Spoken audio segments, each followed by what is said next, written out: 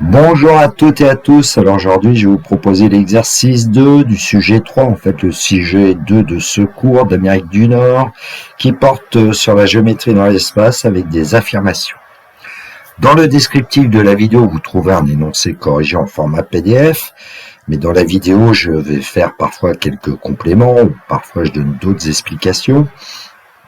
Si mon travail vous intéresse, n'hésitez pas à m'envoyer un pouce levé, ça m'encourage à continuer. Je remercie ceux qui le font ou qui y pensent. Éventuellement, m'envoyer un message. Vous aurez aussi un descriptif, dans le descriptif de la vidéo, un lien vers mon blog où vous pouvez trouver divers documents de terminal maths spécialité, maths expert notamment, avec notamment aussi les corrigés des dernières années, 2021, 2022, 2023, 2024, des sujets de bac. Sur ma chaîne aussi, Mathnik, si vous regardez, vous trouvez dans les playlists les corrigés des sujets de bac 2024. Je crois que j'ai tout fait. L'énoncé, donc je vous conseille au fur et à mesure des questions de faire une prise de notes ou de souligner ce qui vous paraît important. Pour chacune des informations suivantes, précisez si elle est vraie ou fausse, puis justifiez la réponse donnée. Toute réponse non argumentée ne sera pas prise en compte.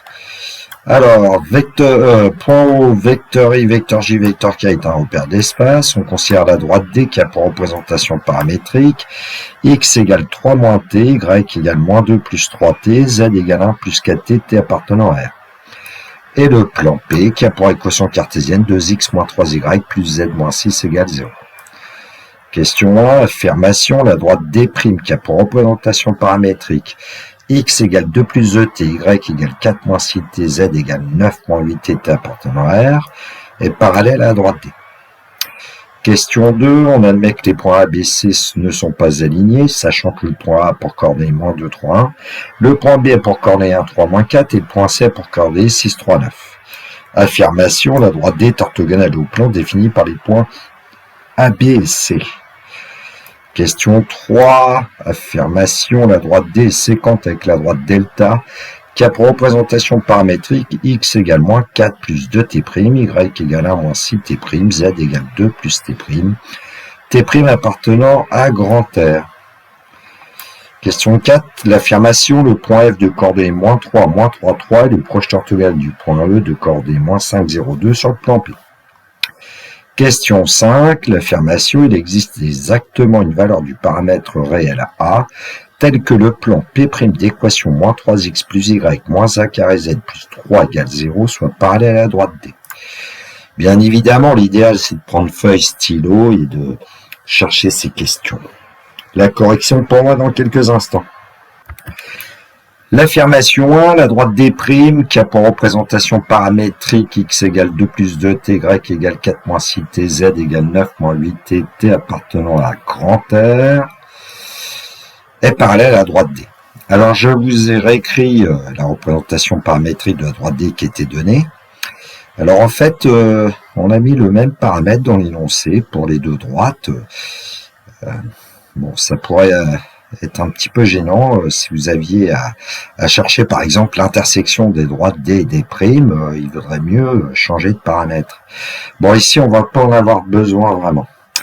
Alors, pour voir si les deux droites sont parallèles, on va regarder si des vecteurs directeurs de chaque droite sont collinaires ou pas. Alors, on va prendre un vecteur U qui va être le vecteur de coordonnées. Alors, je vais rajouter quelque chose dans la représentation paramétrique de D.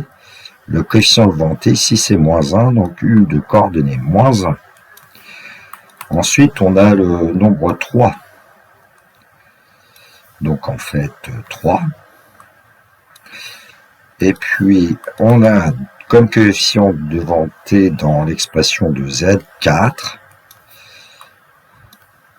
Donc, ce vecteur-là est un vecteur directeur de D.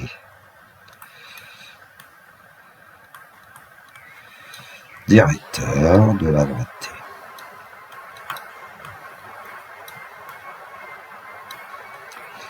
Bon, et puis on va prendre un vecteur U', qui aura pour coordonnées 2, moins 6, moins 8. Et c'est un vecteur directeur de la droite D'. Alors ici, on évite de faire ce genre de choses à une copie, mais bon, nos brouillons. Alors, est-ce que les vecteurs U et U' sont collinaires ou pas? Il y a plusieurs façons, plusieurs méthodes pour le justifier. Moi, je vais vous le montrer avec un tableau. On va voir ça juste après. Alors, voici le tableau que je vous donne. Le vecteur U, c'est coordonnées moins 1, 3, 4. Le vecteur U', 2, moins 6, moins 8. On se pose la question de savoir si c'est un tableau de proportionnalité ou pas. Et puis, on s'aperçoit que pour passer de la ligne 1 à la ligne 2, on multiplie par moins 2. Donc, en fait, on va pouvoir dire que le vecteur U', c'est moins 2 vecteur U. Donc, on peut dire que U' et U sont collinaires. Sont des vecteurs collinaires.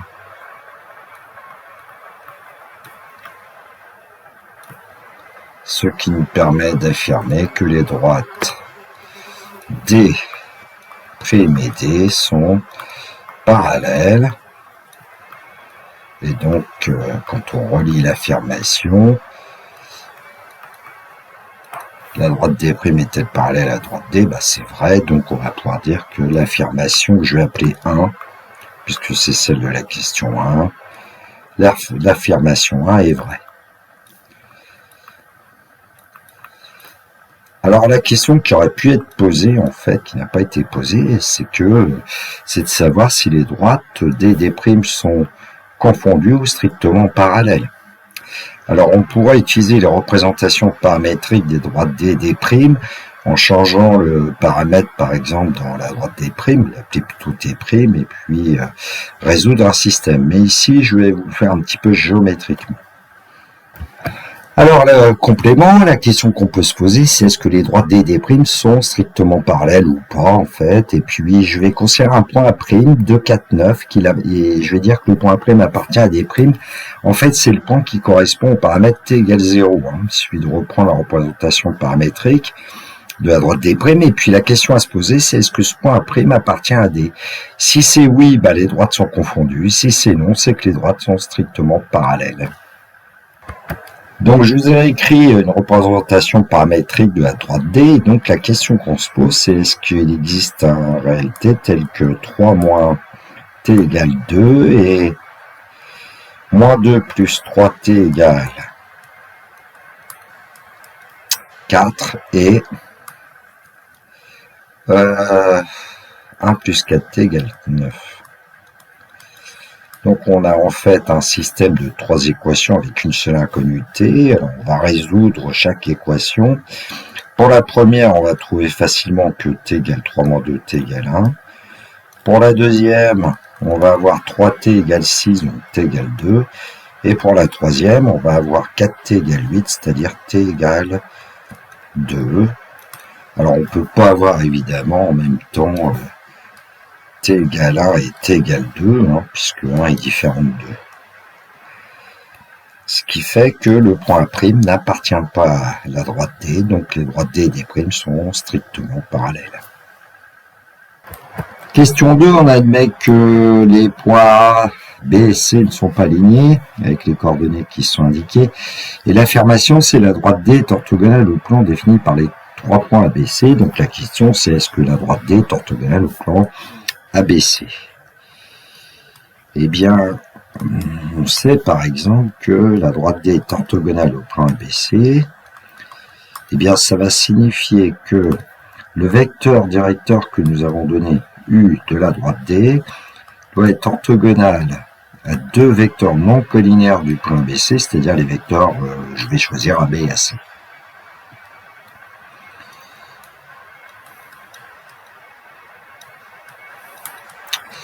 Bon, deux conditions, il y a un et. Alors pour la première, on va donner les coordonnées des points A et B et en déduire les coordonnées du vecteur AB. Alors je vais présenter les verticales, on voit un peu mieux les choses en général. Je n'ai pas forcément fait ça dans mon polycopier, mais bon. Et puis, l'idée, c'est de se dire, voilà, il y a une ligne 1 avec les coordonnées de A, une ligne 2 avec les coordonnées de B, et puis on va faire L2 moins L1, puisqu'on sait que le vecteur AB a pour coordonnées XB moins XA, YB moins YK, ZB moins ZA, donc on va obtenir 1 moins moins 2 comme abscisse, 3 moins 3 comme ordonnée, et moins 4 moins 1 comme cote. Ce qui nous donne que le vecteur AB a pour coordonnées 3, 0, moins 5. Bon, ensuite, on va calculer le produit scalaire du vecteur U du vecteur AB. Donc, on va avoir que le produit scalaire des vecteurs U et AB, c'est produit des abscisses, moins 1 multiplié par 3, plus produit des ordonnées, 3 fois 0, plus produit des cotes, c'est-à-dire 4 fois moins 5. On obtient ainsi moins 3 plus 0 moins 20, c'est-à-dire moins 23. Eh bien, le produit scalaire des deux vecteurs n'est pas égal à 0. Donc en fait, le vecteur U n'est pas orthogonal au vecteur AB. Je vais noter de cette façon-là, le symbole orthogonal, je vais le barrer, c'est pas très joli, mais bon. Et donc, en fait, D ne peut pas être orthogonal au plan ABC.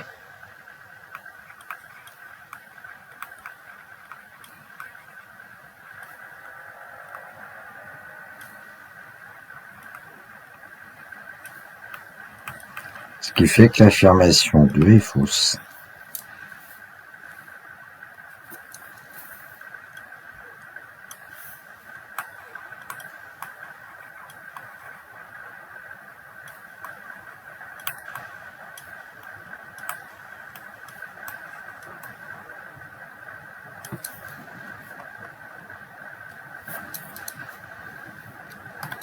Oui, de fermer une parenthèse ici, je suis assez distrait parfois.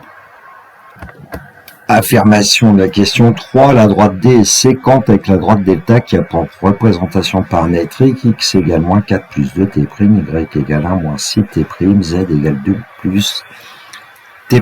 Alors dans l'espace de droite peuvent être parallèles, éventuellement strictement parallèles ou confondues, ou bien séquentes, ou bien non coplanaires. Alors on va commencer par démontrer, voir si les droites D et delta sont parallèles ou pas. Et donc pour cela, on va considérer un vecteur directeur évidemment de la droite D, on en connaît un, et puis un vecteur directeur de la droite delta que je vais appeler V. Alors on va pouvoir donner V tout de suite, ses coordonnées de moins 6, 1, ce sont les coefficients qu'il y a devant le paramètre T', de moins 6 et 1. Alors, pour le vecteur U, nous avions moins 1, 3, 4 comme coordonnées.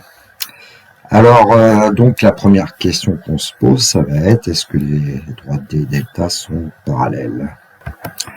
Donc, j'ai mis dans un petit tableau les coordonnées du vecteur U, du vecteur V, moins 1, 3, 4, 2, moins 6, 1. Et on se pose la question de savoir si ce tableau est un tableau de proportionnalité ou pas. Alors, je pense que on voit assez aisément que pour passer de 1 à moins 1 à 2, on multiplie par moins 2, de 3 à moins 6, on multiplie par moins 2. Mais pour passer de 4 à 1, on multiplie pas par moins 2. Donc, je vais prendre un mini tableau, c'est-à-dire le tableau 3, moins 6, 4, 1. Et ce tableau n'est pas un tableau de proportionnalité, c'est à peu près clair. On va quand même dire pourquoi. Par exemple, ce qu'on peut dire, c'est que 3 fois 1 n'est pas égal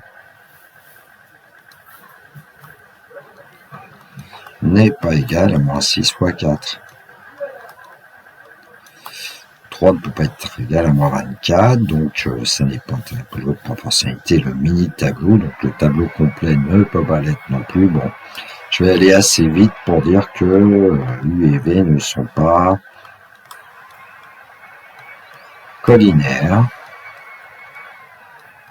et donc les droites D et delta ne sont pas parallèles.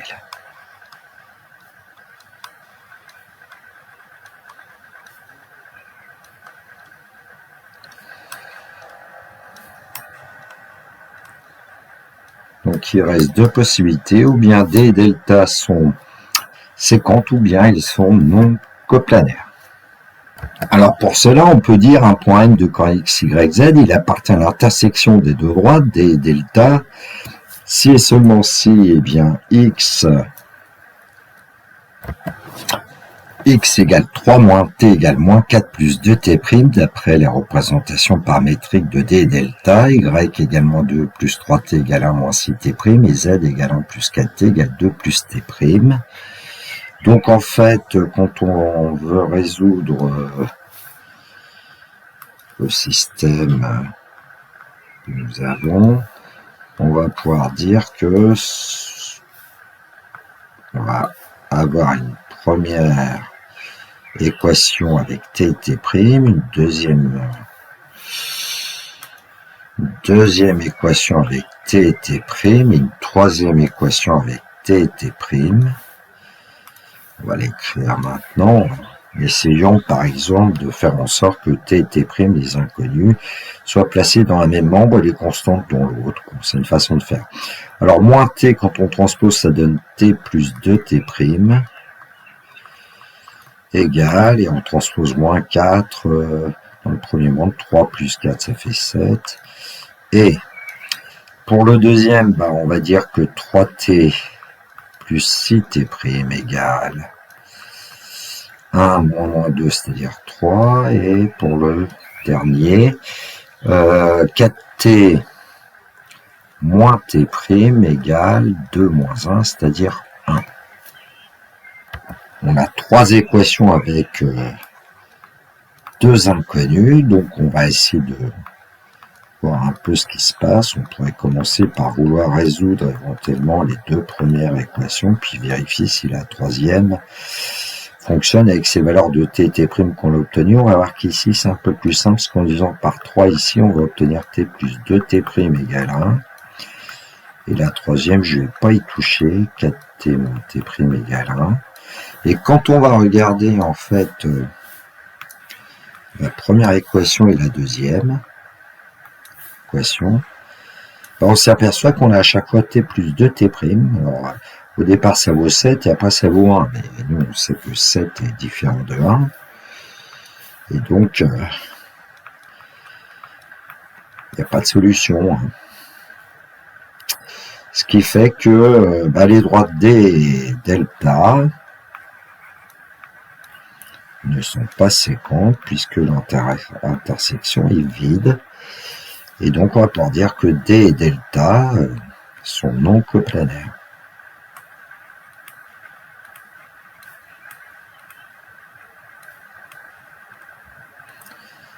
Alors vu la question, on peut dire que l'affirmation 3 est fausse. Puisque dans l'affirmation 3, on nous disait D est séquente à delta, ce qui est faux.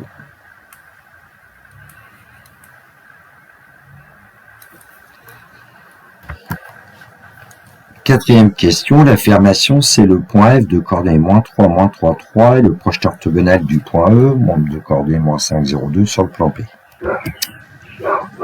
Alors, le plan P a pour équation cartésienne 2x moins 3y plus z moins 6 égale 0. Alors, pour obtenir un vecteur normal au plan P, dont on aura besoin, on va pouvoir dire que son abscisse c'est 2, son ordonnée c'est moins 3, et puis sa cote, c'est le coefficient devant z qui n'est pas écrit, qu'on va écrire c'est 1.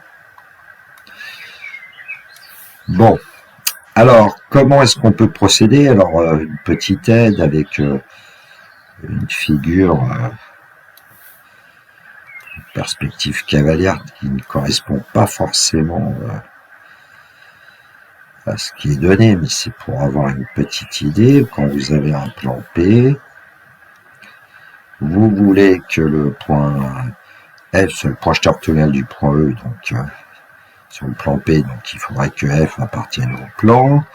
Le point E, on ne sait pas trop où il est, mais il appartient pas au plan, ce serait pas très dur de vérifier. En calculant 2xe moins 3ye plus z2 moins 6 ça ne serait pas égal à 0. Et puis, on aimerait bien que, par exemple, le vecteur EF soit en fait collinaire en vecteur n.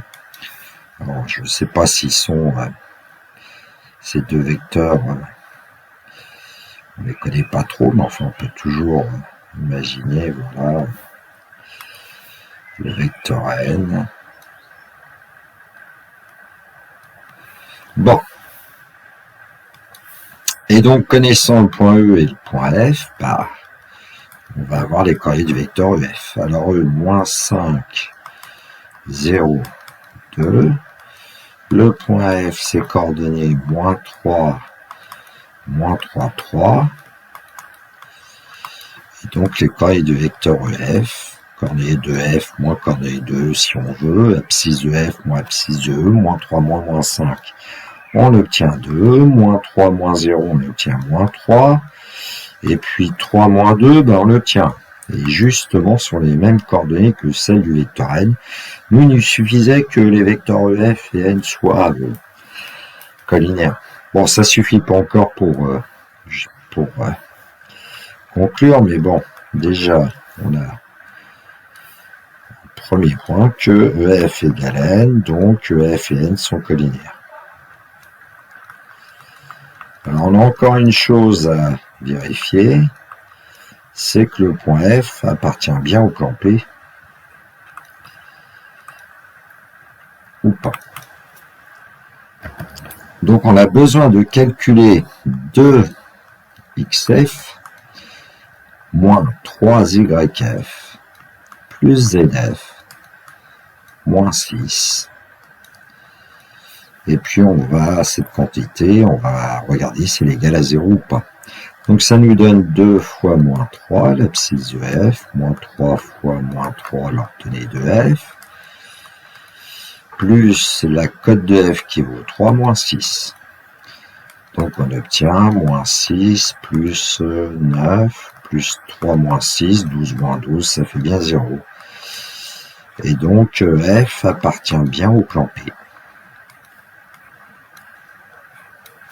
Alors, on peut conclure, puisque le point F appartient au plan P, et que finalement, la droite F pour vecteur directeur n, qui est un vecteur normal au plan P, donc le point F est bien le proche orthogonal du point E sur le plan P, donc l'affirmation 4 est vraie.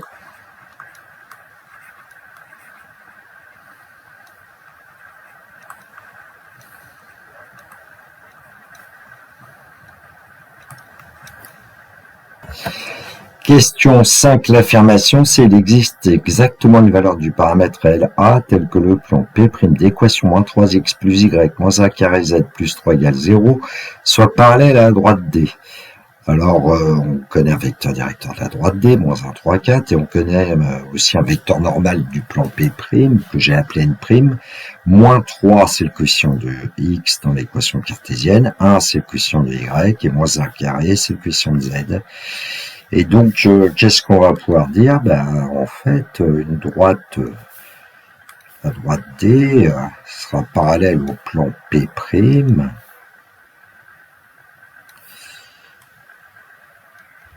c'est seulement si, un vecteur directeur de D, donc je vais appeler U, et puis je pourrais continuer le tracer comme ça en pointillé de D si vous voulez. Et donc U et N' sont orthogonaux. Alors, D est parallèle à P', c'est seulement si les vecteurs U et N' sont orthogonaux. Ce qui fait que ça va être vrai, c'est seulement si le produit scalaire des vecteurs U et N' est égal à 0, c'est-à-dire moins 1 multiplié par moins 3, donc je vais mettre 3 tout de suite, plus 3 fois 1, et puis plus 4 par moins a carré, moins 4a carré. Alors là, je suis peut-être allé un peu vite, mais dans le polycopier, vous verrez, c'est assez détaillé. Et donc, on va obtenir 4a carré égale 6, Et je vais tout de suite dire que ça veut dire que A carré égale 6 quarts, parce que j'ai plus beaucoup de place et j'ai pas envie de tourner la page. Et donc, on va pouvoir dire que A égale racine carrée de 6 quarts, c'est racine carrée de 6 sur racine de 4, donc racine de 6 sur 2, ou A égale moins racine carrée de 6 sur 2. Et donc, en fait, on trouve deux valeurs du paramètre LA, tel que le plan P', soit parallèle à droite D. Donc, l'affirmation 5 est fausse. Voilà, cette vidéo est terminée pour moi. Il me reste à vous souhaiter une très belle journée. Que la force soit avec tous les étudiants, et notamment les élèves de terminale qui passeront leur bac dans les prochains jours. Surtout, prenez bien soin de vous. Que la force soit avec tous. Il me reste à vous dire le classique. Au revoir. Nous sommes le 3 juin 2025.